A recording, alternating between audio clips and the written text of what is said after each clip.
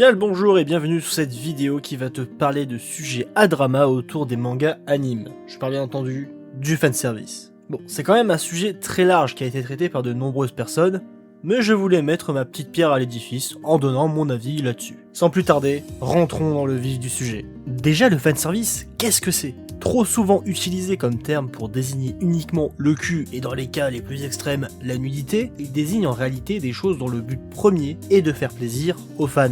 Le mot est composé de fan égale fan et de service égale service. Oui, on fait de la grosse analyse ici.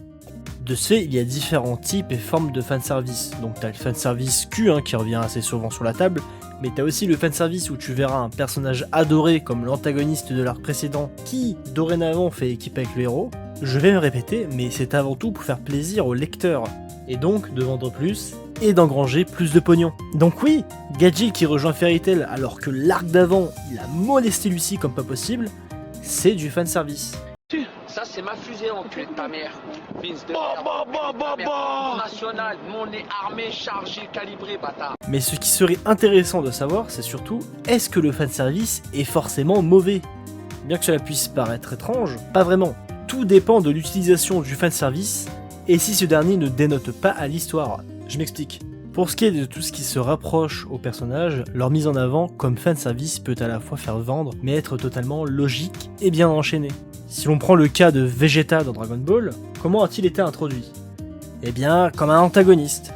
Il est celui qui s'opposera principalement à Goku et à la Team Z, et sera donc l'antagoniste principal de l'arc Saiyan. Son combat contre Goku sera mémorable, et aura fait exploser la passion d'une grande partie des fans.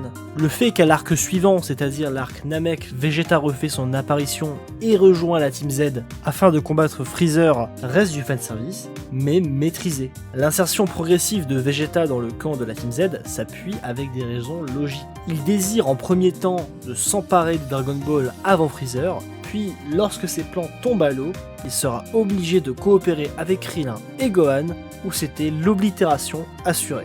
Donc d'un côté, nous fans avons quelque chose nous faisant grandement plaisir. Mine de rien, Vegeta est un personnage qui est adoré par de nombreuses personnes. Il y a qu'à voir le nombre de passionnés essayant de reproduire son caractère de cochon. L'avoir du côté du héros qu'on suit nous donne un grand sentiment de satisfaction, et de l'autre, cela reste cohérent avec le récit. Autre exemple peut-être moins parlant mais qui garde cette même énergie, Henriksen dans Nanatsu no Taizai. Oui, je dis Henriksen mais ça s'écrit Henriksen, et pas l'inverse. Ça marche, Hendridri. Et le fait de le faire revenir était logique et à la fois très satisfaisant.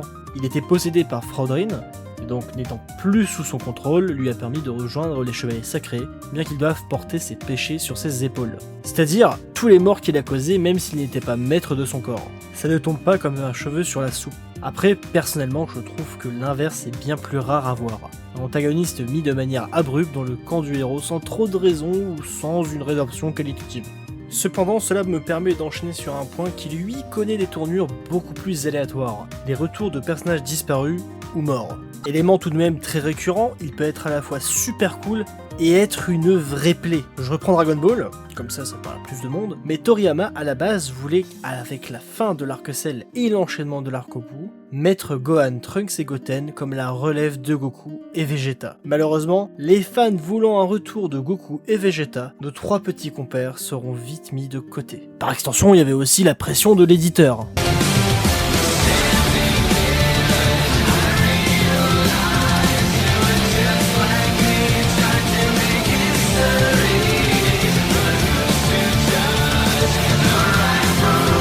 Dans ce même archétype, certains auteurs font revenir des personnages morts ou disparus alors qu'ils n'accompliront plus rien. Attention, je suis pas en train de dire qu'il faut avoir des morts pour qu'une histoire soit bien, je suis pas matrixé à ce point. Mais quand tu mets en œuvre une direction pour un personnage, c'est dommage de bifurquer au dernier moment pour avoir un PNJ que tu vois une fois tous les 100 chapitres.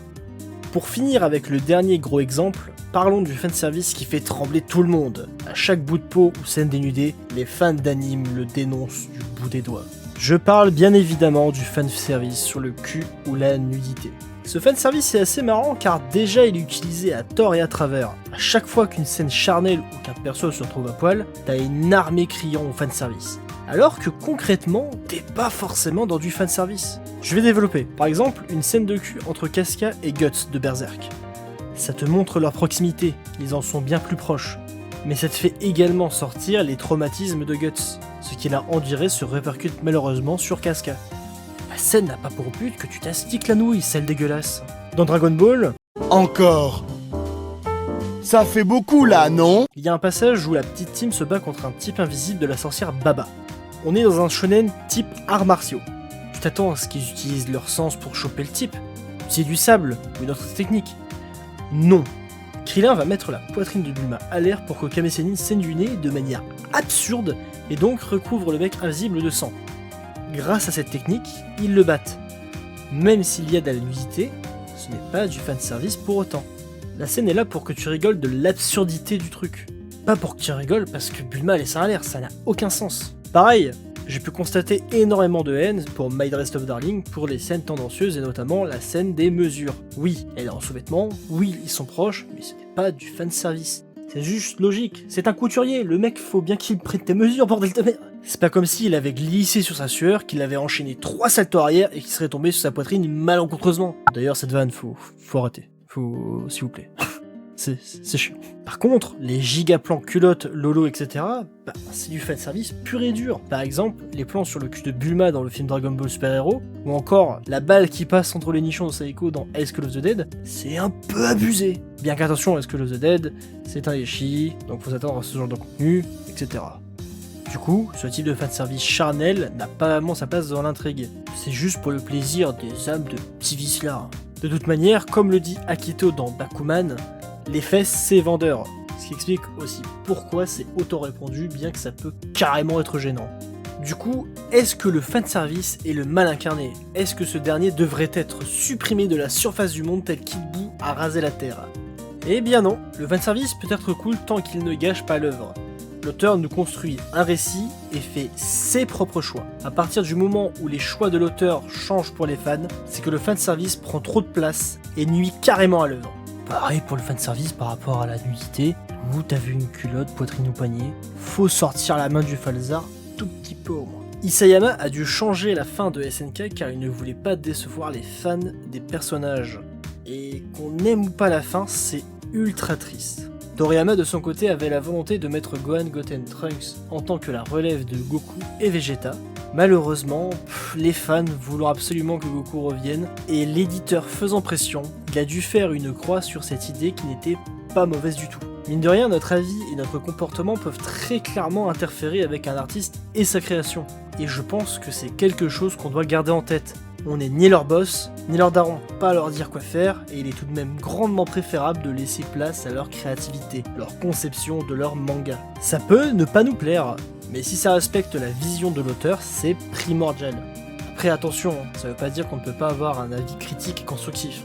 Je pense surtout que c'est quand même assez important d'avoir un peu de recul sur ce qui nous entoure, et notamment sur la création.